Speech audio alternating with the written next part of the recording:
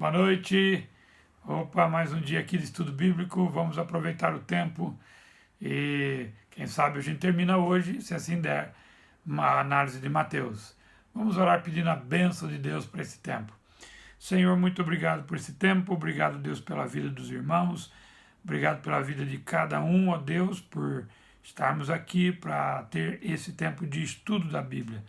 Mais uma vez pedimos a tua orientação, a tua ajuda, que de alguma forma possa contribuir com a vida de cada um. É a oração que fazemos, agradecidos por esta oportunidade, e oramos em nome de Jesus. Amém.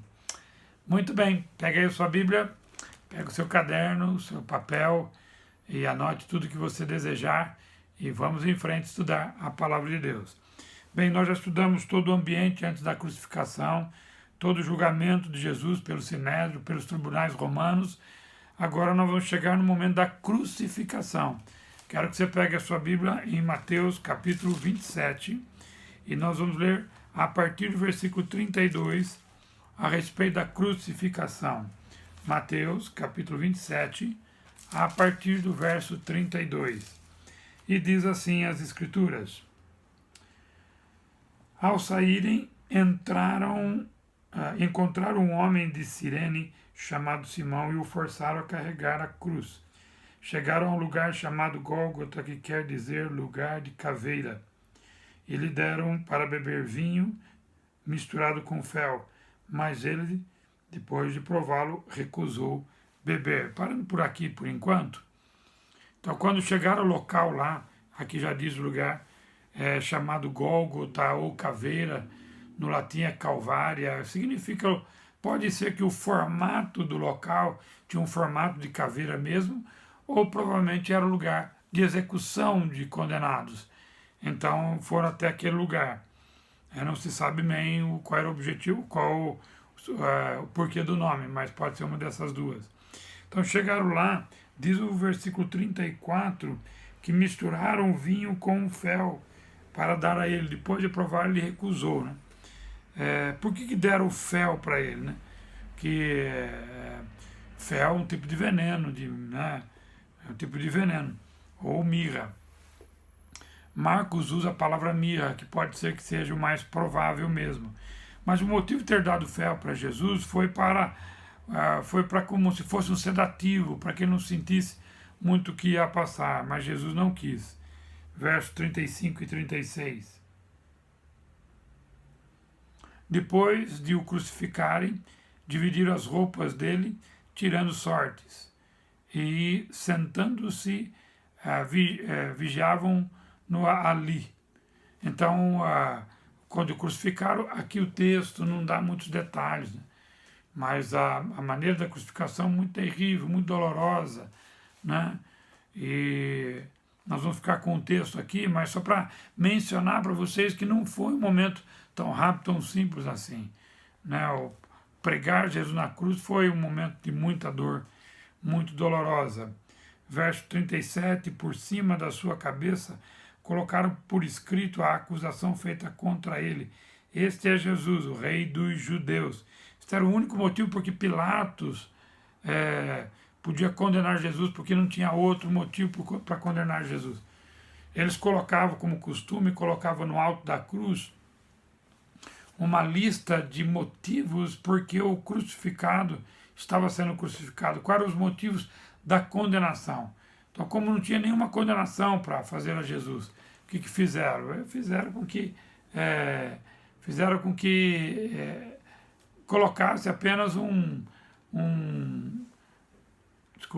colocasse apenas um lugar escrito que Jesus é o rei dos judeus, porque esse era o único motivo, não tinha outro motivo, né? Você pode ver lá que essa sentença foi feita lá, está lá em João 19, verso 19, inclusive. Continuando aqui no verso 39, 38, 2 ladrões foram crucificados com ele, um à sua direita e outro à sua esquerda. Os que passavam lançavam-lhe insultos, balançando a cabeça e dizendo: você que destrói o templo e o reedifica em 3 dias, salve-se, desça da cruz, se é filho de Deus.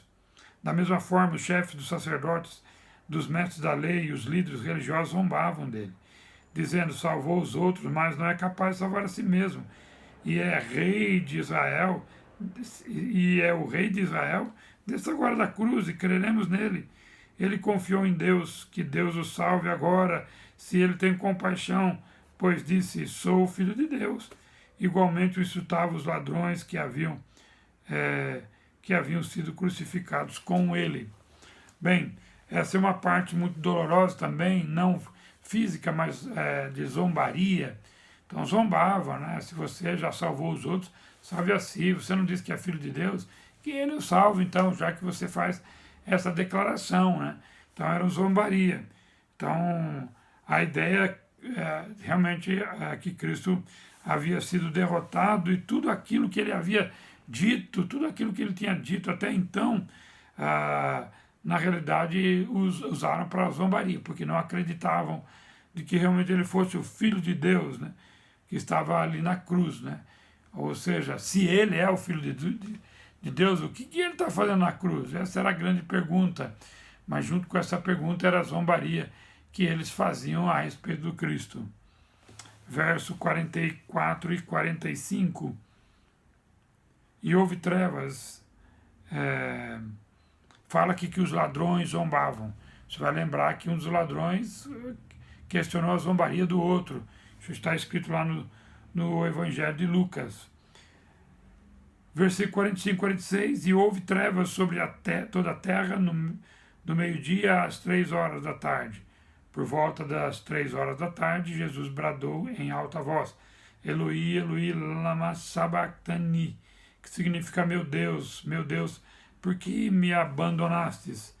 Então você percebe aqui que depois que Jesus então já tinha sido crucificado, houve trevas sobre a terra, no meio-dia, às 3 horas da tarde. Por volta dessas 3 horas, Jesus então faz essa declaração tão conhecida, né? Esse grito na cruz, né? Sentindo realmente o que estava acontecendo. Quando ele clamou: Eloi, Eloi, ou seja, Deus meu, por que não me desamparastes? Eu não tenho dúvida que aqui é o momento exato quando Jesus pagou o preço do nosso pecado, do meu e do seu. Foi nesta hora que ele pagou o preço do nosso pecado, quando ele bradou do céu, porque a consequência do pecado é morte. E morte significa separação. E nesta hora, de alguma forma inexplicável, a Trindade, o Pai, estava se virando do Filho, voltando-se para ele, não, voltando-se contra ele, voltando as costas para ele. Não é? Por quê? Porque nesta hora que Jesus está pagando o preço do meu pecado, do seu pecado. É quando ele morre, antes de morrer na cruz, ele sente o abandono, o aparente abandono de Jesus, de Deus, do Pai, dele. Uma separação dos dois. Isso é o pagamento do preço do nosso pecado, do meu e do seu. Ou seja, algo que nunca tinha acontecido na eternidade passada todinha. Agora, nesta hora. Não é? Deus realmente se vira, né? Não olha, se vira o rosto de Jesus, o abandona, vamos dizer assim. Quando alguns dos que estavam ali, verso 47, quando alguns dos que estavam ali ouviram isso, disseram: ele está chamando por Elias. Nem estavam entendendo o que Jesus estava dizendo, né? Achavam que estavam chamando por Elias. A coisa mais importante, né, a pensarmos, só para dizer para os irmãos, a coisa mais importante a pensarmos é que Deus não abandonou como pai, mas sim como juiz. Ele tinha que se separar de Cristo para que Cristo experimentasse a morte espiritual no lugar do homem pecador. E aí os homens fazem essa confusão aí, achando que Jesus estava chamando por Elias. O momento mais importante da história. Toda a história se resume aqui, traz aqui o ponto para cá. Lá em Gênesis o homem pecou e Deus o abandonou, porque Deus não comunga com o pecado. Agora, através da morte de Cristo, a oportunidade do homem se achegar a ele novamente através da morte, porque Jesus paga o preço do pecado do homem aqui na cruz do Calvário. Ele paga o preço do pecado do homem exatamente aqui. Continuando aqui os textos, 47, nós já lemos 48. Imediatamente um deles correu em busca de uma esponja, embebeu-a em vinagre, colocou-a na ponta de uma vara e deu a Jesus para beber, mas os outros disseram: deixe-no, vejam se Elias vem salvá-lo. Depois de ter bradado novamente em alta voz, Jesus entregou o Espírito.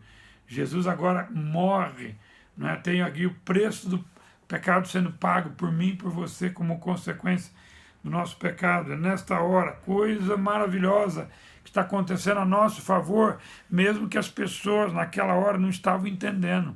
Aliás, eu preciso dizer isso, às vezes a mensagem do Evangelho é pregada, as pessoas não entendem, e às vezes pessoas que estão próximas a nós não entendem o que está acontecendo. Mas Jesus aqui estava fazendo algo mais importante do que tudo, estava pagando o preço do nosso pecado. E nós temos que entender isso, isso é o grande objetivo da Bíblia, mostrar para nós quando Jesus, o Salvador, pagou o preço do meu e do seu pecado. Isso é a parte mais importante das Escrituras. Versos 51 e 53, presta atenção nisso.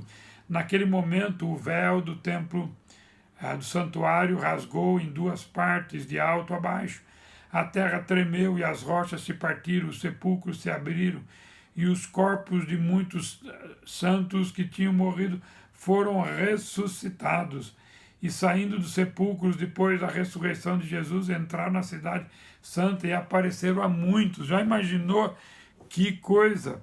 Os sinais que fizeram com que os zombadores temessem, né? Aqueles que estavam zombando de Jesus percebeu ali naquela hora o que aconteceu. O véu do templo se rasgou de alto a baixo, não de baixo para cima, mas de cima para baixo. Isso é para mostrar que quem fez isso foi Deus. E por que rasgou o véu do templo? Só para você lembrar, o véu do templo é aquele que separa o lugar santo do lugar santíssimo. Ou seja, até o lugar santo os homens podiam ir, os sacerdotes podiam ir, mas no lugar santíssimo, no lugar do encontro com Deus, uma vez por ano o sumo sacerdote podia entrar. E quando Deus, nesse momento, rasga o véu do templo de alto a baixo, é para dizer para o homem que com esse ato de Cristo na cruz do Calvário, foi aberto o acesso do homem à presença de Deus. Oh, que coisa maravilhosa! Agora, através de Cristo, o homem tem livre acesso a Deus, porque o Cristo pagou o preço do nosso pecado. Agora o caminho está aberto e aqueles que confiam em Cristo podem entrar à presença de Deus a qualquer hora. Que coisa maravilhosa! Então o véu do templo se rasgou, a terra tremeu, fenderam-se as pedras, abriram os sepulcros e os mortos voltaram para suas casas. Que coisa que ocorreu naquela hora, né? Além das trevas que tinham ocorrido exatamente bem no meio do dia. Verso 54. Quando o centurião e os que com ele vigiavam Jesus viram o terremoto e tudo o que havia acontecido, ficaram aterrorizados e exclamaram: verdadeiramente, este era filho de Deus, né? Com aqueles sinais, aqueles que estavam ali naquele lugar, né? O centurião, aqueles que ficaram para proteger ali o corpo de Jesus, para não mexerem nele, tudo que estava acontecendo ali, eles tremeram diante dos sinais que estavam acontecendo e creram que Jesus era o Filho de Deus, era realmente o Messias prometido, era o Filho de Deus. Versos 55 e o 56. Muitas mulheres estavam ali observando de longe. Elas haviam seguido Jesus desde a Galiléia para o servir. Entre elas estava Maria Madalena, Maria, mãe de Tiago e de José, e a mãe dos filhos de Zebedeu, né? Estavam aquelas mulheres ali, né? Naquele lugar, né? Sabe que é uma coisa interessante, né? As mulheres me parecem que sempre estão mais próximas, mais interessadas, né? E até aqui nesse momento agudo, momento importante, momento de tensão, inclusive, com a crucificação de Jesus, e agora esse tremor, as trevas e tudo que houve, as pedras se partiram no meio, né? O véu do templo se rasgou, os mortos saíram dos seus sepulcros, tudo isso que ocorreu, né? As mulheres estavam ali presentes naquele lugar no momento mais importante da história. Os discípulos tinham fugido, se você lembrar disso, eles tinham fugido. Versos 57 até os 60. Ao cair da tarde, chegou um homem rico de Arimateia chamado José, conhecido como José de Arimateia, né? Que se tornara discípulo de Jesus. Dirigiu-se a Pilatos, pediu o corpo de Jesus. Dirigiu-se a Pilatos, pediu o corpo de Jesus e Pilatos ordenou que ele fosse entregue. José tomou o corpo, envolveu-o num lençol limpo de linho e o colocou no sepulcro novo que ele havia mandado cavar na rocha e fazendo rolar uma grande pedra sobre a entrada do sepulcro, retirou-se. Aqui a gente começa vendo agora a sepultura de Jesus, né, o sepultamento. Então José de Arimateia, que era provavelmente um dos discípulos de Jesus, e Nicodemos, aquele do capítulo 3 de João, né, tiveram a coragem, né, por não serem parentes de Jesus, porque quem usava para sepultar era parente, que ungia, perfumava bastante o corpo para não cheirar mal, né? Foram lá para pedir o corpo para Pilatos, desde que a gente sepulte a Jesus, né? E Pilatos, então, fizeram uma demonstração, Pilatos concede, eles fizeram uma demonstração de amor a Jesus, né? Fazendo o quê? Cuidando dos preparativos para sepultar, enrolando no lençol, certamente jogaram perfume, né? E foi um sepultamento, e o sepultamento, né? O ato do sepultamento era um ato de honraria, momento de honrar a pessoa que havia morrido. E não é diferente da nossa época também, né? Na nossa época a gente também, ao sepultar alguém, a gente procura honrar a pessoa que foi sepultada. E a nossa honraria está em palavras, né? Está no cuidado que a gente tem naquele momento do sepultamento. Versos 62 até o 66. Aliás, vou ler o 61 também. Diz assim: Maria Madalena e a outra Maria estavam assentadas ali em frente do sepulcro. De novo, as mulheres. No dia seguinte, isto é, no sábado, os chefes dos sacerdotes e os fariseus dirigiram-se a Pilatos e disseram: Senhor, lembremos-nos que enquanto ainda estava vivo, aquele impostor disse: depois de 3 dias ressuscitarei. Ordena que, pois, que o sepulcro dele seja guardado até o 3º dia, para que não venham seus discípulos e, roubando o corpo, digam ao povo que ele ressuscitou dentre os mortos. Este último engano será pior do que o primeiro. Levem um destacamento, respondeu Pilatos. Pode ir e mantenha o sepulcro em segurança, como acharem melhor. Eles foram e armaram um esquema de segurança no sepulcro e, além de deixarem um destacamento montando guarda, lacraram a pedra. Olha só, aqueles homens, né? Fala aqui, né?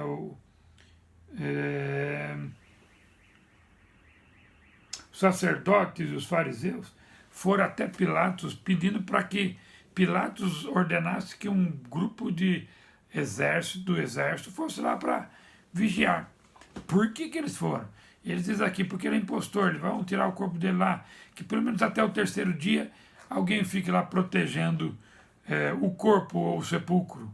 E Pilatos falou: pode levar, faz o que vocês quiserem. Além do destacamento, além dos soldados, eles lacraram, eles colocaram uma fita em volta do sepulcro, na pedra, e lacraram.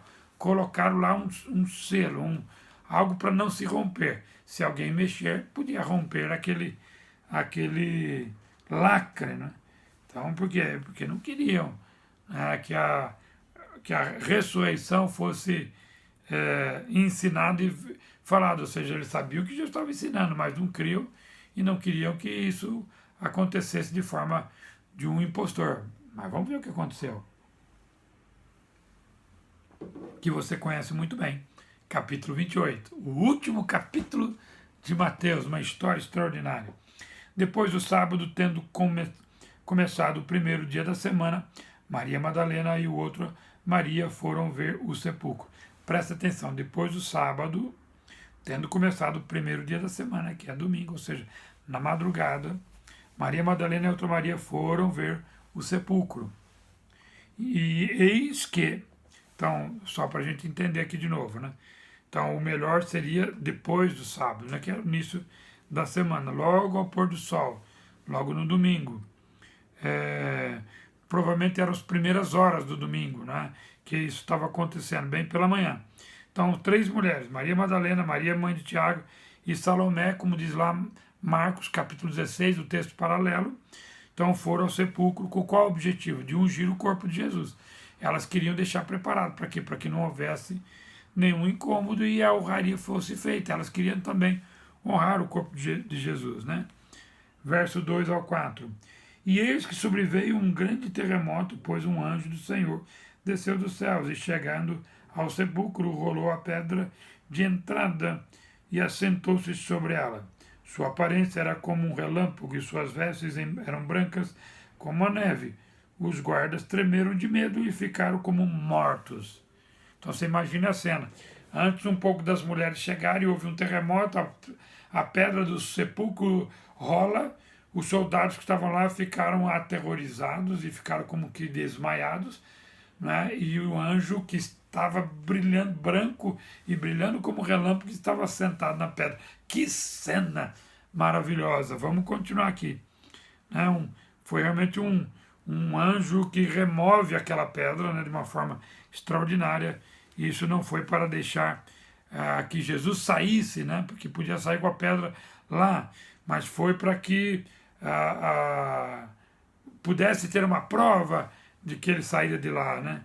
Não foi para Jesus sair, porque com a ressurreição ele não estaria preso à pedra. Você vai lembrar, daqui a pouco ele entra em ambientes estando fechados, né? Mas para deixarem as testemunhas entrarem e comprovarem o que havia ocorrido com Jesus, né? E, bom, só para dizer aqui, eu vou contar rapidamente, é bem mais fácil, podemos percebermos a ordem dos acontecimentos quando você ajunta todos os fatos. Você pega o fato de todos os fatos que eu digo dos evangelhos, Mateus, Marcos e Lucas e um pouco de João também. Você juntando todos os evangelhos, você coloca em ordem. Eu fiz esse trabalho, vou citar a ordem do dia da ressurreição. Presta atenção se você quiser anotar aí. Então, na ordem. Primeiro, as mulheres, Maria Madalena, Maria mãe de Jesus e Salomé, dirigiram-se ao sepulcro. A gente viu aqui já, Mateus 28. Ao chegarem elas, ou talvez um pouquinho antes, o Senhor ressuscitou. E o anjo que desceu tira a pedra de lá, certo? Estamos aqui na ordem. As mulheres encontraram a pedra rolada por um lado, né? E Maria Madalena volta a fim de contar o ocorrido aos discípulos. Então as mulheres, quando contou, Maria Madalena volta para contar aos discípulos. As mulheres encontraram então, a pedra rolando. Opa, nós já falamos isso. Desculpa, esqueci de falar do terceiro. Terceiro, pouco depois disso, o mesmo anjo que aterroriza os guardas fala com as mulheres que haviam chegado à cena. Então vamos voltar de novo, só para a gente entender. As mulheres, Maria Madalena, Maria mãe de Tiago, mãe de Jesus e Salomé, estavam ali, foram ao sepulcro. Ao chegarem elas, um pouco antes, ou chegando, Jesus ressuscita e o anjo rola a pedra ao lado. Então, depois que o anjo aterroriza os soldados, ele senta em cima da pedra e fala com as mulheres que haviam chegado à cena. Está lá em Marcos, está aqui em Mateus, olha, 28, 5 e 6. O anjo disse às mulheres, não tenham medo, sei que vocês estão procurando Jesus que foi crucificado. Ele não está aqui, ressuscitou, como tinha dito. Venham ver o lugar onde ele jazia. Então ele convida as mulheres a entrar. Né? Você pode ler isso também lá em Marcos capítulo 16. Quarto ponto da cena, as mulheres encontraram a pedra rolando para o lado, né? E Maria Madalena volta para falar com os outros discípulos, né? Enquanto que as mulheres entram depois da conversa com o anjo.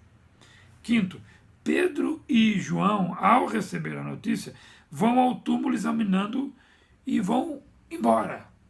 né? Vão lá, examinam e vão embora. Você pode ler lá em João, capítulo 20, versículos 1, deixa eu ver aqui, versículos de 1 a 20. Você pode ler o capítulo 20 lá. Eu vou ler aqui o versículo, eu li o versículo 5 e 6. Eu vou ler para os irmãos agora o versículo 7 até o 10. As mulheres saíram depressa do sepulcro, amedrontadas e cheias de alegria, e foram correndo anunciá-la aos discípulos de Jesus. De repente, Jesus as encontrou e disse: Salve! Elas se aproximaram dele, abraçaram-lhe os pés e o adoraram. Então Jesus disse: Não tenham medo. Vão dizer aos meus irmãos que se dirijam para a Galileia. Lá eles me verão. Agora acompanha comigo, eu estou no 5º ponto. Então Pedro e João vão até lá, depois que receberam a mensagem das mulheres, vão até lá para ver o que tem acontecido, examinam e se vão embora. Maria Madalena volta à cena, que Mateus não fala, volta à cena da ressurreição chorando, ainda duvidosa do que havia acontecido, porque ela vai correndo avisar e volta à cena. Então vê 2 anjos, agora uma outra cena com 2 anjos. E o próprio Senhor Jesus, está lá em Mateus 20, capítulo 20, versículos de 11 a 28. E em seguida Maria Madalena é enviada a avisar os outros discípulos, de novo, para falar com os discípulos. Estão entendendo? E por último, Maria, mãe de Tiago, retornou com as mulheres ao sepulcro. As mulheres veem os 2 anjos e, ao receberem a mensagem angelical, saem à procura dos discípulos, mas ao encontro delas, sai o próprio Senhor Jesus, que está aqui no texto que nós acabamos de ler. Certo? Então, lembrando que quando Jesus se encontra com essas mulheres que estavam indo embora, a última parte aqui dos momentos de vai e vinda de pessoas no sepulcro, ele dá uma ordem para aquelas mulheres, né? Vão dizer aos meus irmãos que se dirijam para a Galileia e lá eles me verão. Né? Me verão. Só um minutinho aqui. Bom, vamos lá.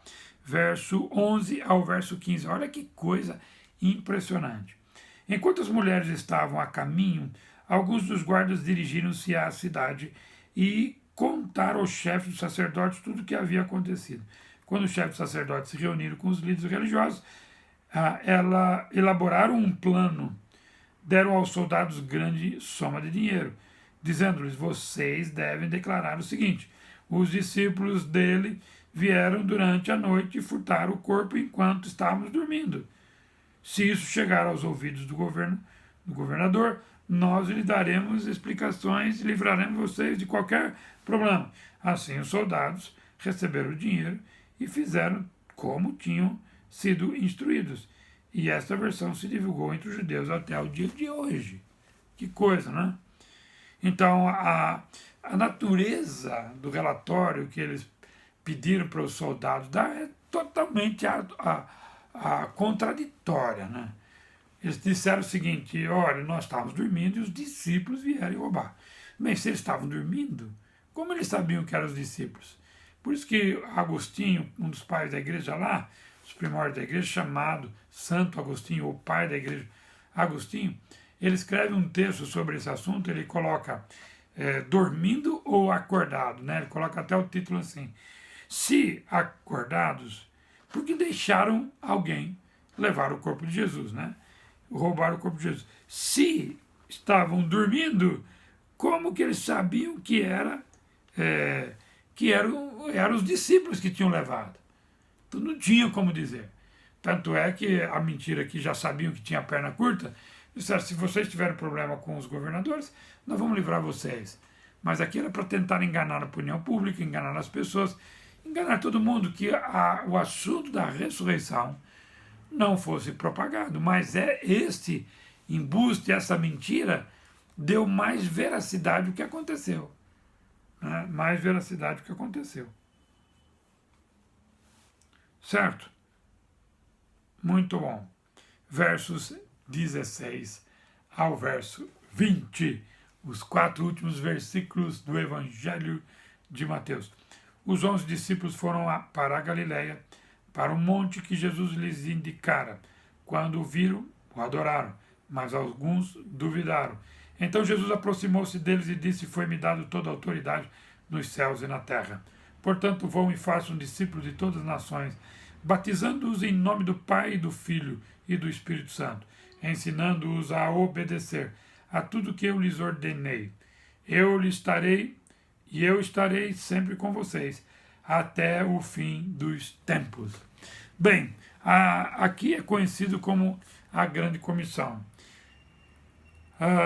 Acontece algumas coisas também nesse dia que aqui o Evangelho de Mateus não diz, né? Quando tem a dúvida de Tomé, por exemplo, quando ele aparece uma vez, quando ele diz: passe, seja convosco, entre em lugar onde a janela e as portas estavam fechadas, ele entra, diz: passe, seja convosco. Primeira vez não tinha Tomé, segunda vai ter Tomé. Então essas aparições de Jesus não são narradas pelo Evangelho de Mateus, né? Mas aqui é narrado quando estão ao último tempo de Jesus, antes de ele ser assunto aos céus, ele então marca um encontro com os discípulos na Galileia, né? Galileia é o local onde ele teve mais tempo de ministério, de realizar o seu ministério, sua palavra, seus milagres. Então ele vai para Galileia, chama os discípulos para ir lá e vão até lá. Aqui não diz quantas pessoas. O apóstolo Paulo, escrevendo aos Coríntios, diz que tinha cerca de 500 pessoas que viram o que nós vamos ler agora. Aliás, que nós acabamos de ler. Então, quando alguns viram Jesus, começaram a adorar, outros duvidaram: será que é ele mesmo? Estavam confusos. E aí então Jesus faz uma... você pode ir lá em 1 Coríntios capítulo 15, versículo 6, que lá vai dizer cerca de 500 pessoas, tá bom? Então a Galileia, que é aquele local onde Jesus havia proclamado o seu ministério por mais tempo, onde também ele havia dito que ele ressuscitaria lá na Galileia, né? Então ele chega lá e, sem dúvida, esse é o aparecimento, como diz lá Paulo, a mais de 500 pessoas. E aqui, então, a gente vê uma ordem de Jesus dada aos discípulos dele, aos seguidores. Vocês não devem ficar com essa mensagem só para vocês, com esse conhecimento só para vocês. E ele dá uma ordem aqui. Não é uma opção, não é uma... Olha, você pode escolher entre A e B, não é uma ordem. Chegou para os discípulos, quando adoraram e alguns duvidaram, ele chega e diz no versículo 18: foi-me dado toda a autoridade. Ou seja, primeiro ele estabelece: eu tenho autoridade para dar uma ordem para vocês, porque ela foi me dada. Toda a autoridade, ele diz, foi-me dada nos céus e na terra. Eu tenho autoridade para falar as coisas aqui agora.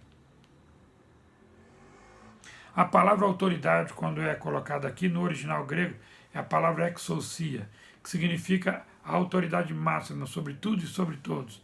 Essa autoridade do Cristo, ele está com toda a autoridade, ele pode fazer qualquer coisa, porque ele é Deus. A gente tem que lembrar disso, porque ele é Deus e vai acontecer algo extraordinário agora. E aí, então, nós vemos aqui um esboço do serviço cristão, né? Como que ele é o serviço cristão, né? Então, o primeiro segredo do serviço cristão é a autoridade de quem estabeleceu esse serviço. Se a gente esquecer disso, nós não vamos obedecer, nós não vamos fazer.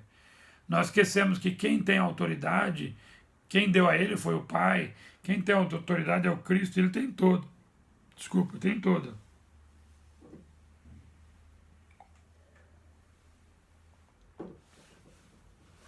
Esse é o primeiro segredo, divisão que eu estou fazendo aqui do serviço cristão. É o segredo, que é a autoridade. O segundo é o escopo.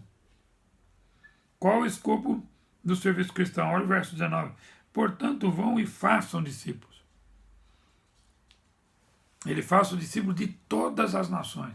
Ou seja, o que vocês têm que fazer não é só aqui em Jerusalém, não é só aqui na Judéia ou avante em outras regiões da Palestina ou qualquer... É no mundo inteiro. Não é numa parte só. E quando eles vão e façam, é o ir de Jesus, tem que continuar fazendo. Significa que você vai alcançar aqui, minha parte eu já fiz. É continuamente fazer a obra do Senhor. Então o escopo são todas as nações. E olha aqui a substância do serviço. Verso 19 ainda. E façam discípulos de todas as nações, batizando-os no nome do Pai, do Filho e do Espírito Santo, ensinando-os a obedecer a tudo que eu ordenei. É um processo de discipulado natural no sentido que tem um padrão, mas ao mesmo tempo é extraordinário porque é dado por ele, mas ele diz isso: eu sou discípulo de Jesus, então eu vou, como ele diz aqui, vão fazer discípulo de outras nações, e esses vão fazer outros discípulos, e assim por diante. Então é um processo que tem que acontecer. Quando ele é interrompido em algum lugar, nós vamos ter problemas com isso, você vai ter problema com isso. Então vão e façam discípulos de todas as nações. E você vai ensinar, como diz aqui o versículo 20, ensine os outros a obedecer a tudo que eu lhes ordenei. Que obediência? Eu faço discípulo de alguém, eu falo de Jesus, a pessoa crê em Jesus, eu discipulo, ensino ela a andar com Cristo, ensino a palavra de Deus para ela, e agora é sua vez, vai em frente, agora é sua vez de ganhar pessoas, falar de Jesus para as pessoas, discipular pessoas, e assim por diante. Você já imaginou se todos nós fizermos a mesma coisa? Como esse processo é exponencial, cresce de uma forma muito grande. O problema do serviço cristão hoje é que nós entregamos a responsabilidade de pregar e fazer discípulos a poucas pessoas, um ou outro, pastor, um líder, um missionário. Não, esse trabalho é para todo discípulo. Se você é discípulo de Jesus, esta ordem é para você também. Pegue uma pessoa, ensine, ganhe para Jesus, ensine ela a fazer a mesma coisa com outra. Isso é um trabalho que funciona. E por último aqui, a força do serviço cristão. Olha o que diz o versículo 20, quando ele fala: ensinando a obedecer tudo que eu lhes ordenei, e eu estarei com vocês. Eu estarei sempre com vocês até o fim dos tempos. Está aqui a força. Nós nunca estamos sozinhos nesta obra. Quando a gente assume a obra de evangelizar e discipular pessoas, nós temos a certeza da presença.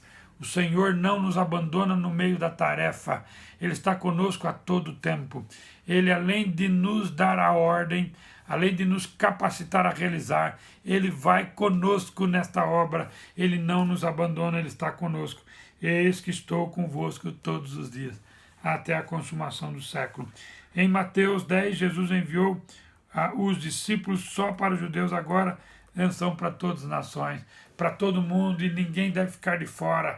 E a gente deve anunciar uma mensagem específica, a mensagem de Cristo, de as pessoas se tornarem discípulos de Jesus e assim por diante, fazer com outras pessoas até o fim dos tempos e alcançar até todas as nações. E a certeza, essa é a nossa força, a certeza que Ele está conosco e nunca nos deixará, Graças a Deus por isso, amém? Continue fazendo a obra do Senhor, ensinando pessoas, que é a tarefa mais gloriosa da Bíblia.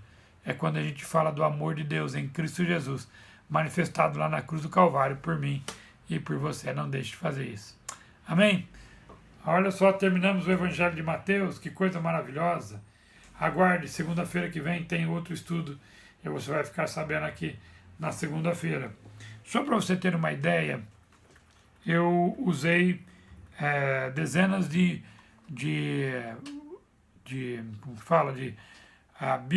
bibliografia, de fontes, para preparar um material que eu resumidamente tentei passar para os irmãos. Além de Bíblias de várias versões que nós usamos o livro A Harmonia dos Evangelhos, de Egídio Joia. Nós usamos o Novo Dicionário da Bíblia, o Novo Comentário da Bíblia, da editora Vida Nova. Eu usei o Comentário Bíblico de Brodey, usei o Estudo Panorâmico da Bíblia de Henriette Mears, usei Mateus, Estudo Bíblico de Irving Jensen, Mateus, Introdução e Comentário, do Tasker, Estudo sobre a Palavra de Deus, Mateus e Marcos, do Derby, A Doutrina de Cristo, de Quinn, Introdução ao Novo Testamento, Instituto Bíblico Brasileiro, Examinar as Escrituras, volume 5, de Swindoll Baxter, uma apostila de um colega meu lá do Peniel, que já está com Cristo, chamado Delbert Bliss Danielsbeck, também de um outro professor lá chamado Daniel Neil Templeton.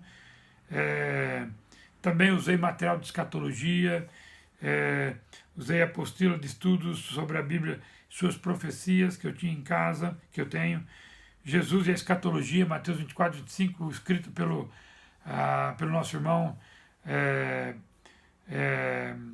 me deu um branco agora, se eu lembrar o nome dele, eu falo para os irmãos, Pastor Tomé, como que eu vou esquecer o nome dele. Também usei o livro A Mensagem do Sermão do Monte, de John Stott, Sermão do Monte também de Martin Lloyd Jones, certo? Se foram os materiais que eu usei para preparar o material que eu acabei de resumir para os irmãos. Tá bom? Deus abençoe e até segunda-feira para mais estudos bíblicos. Deus abençoe, vamos orar. Senhor, muito obrigado pelo tempo que nós estudamos aqui. Obrigado a Deus por terminarmos o Evangelho de Mateus. Dá a tua bênção sobre cada um, ó Deus, e que cada um tenha aprendido, Deus, aquilo que o Senhor quer para cada um de nós. Nós te louvamos, nós te adoramos e oramos aqui juntos, agradecidos em nome de Jesus. Amém. Graças a Deus, terminamos mais uma maratona. Segunda, estamos aqui de volta. Tchau, boa semana para todos. Um beijo no coração de cada um. Deus abençoe.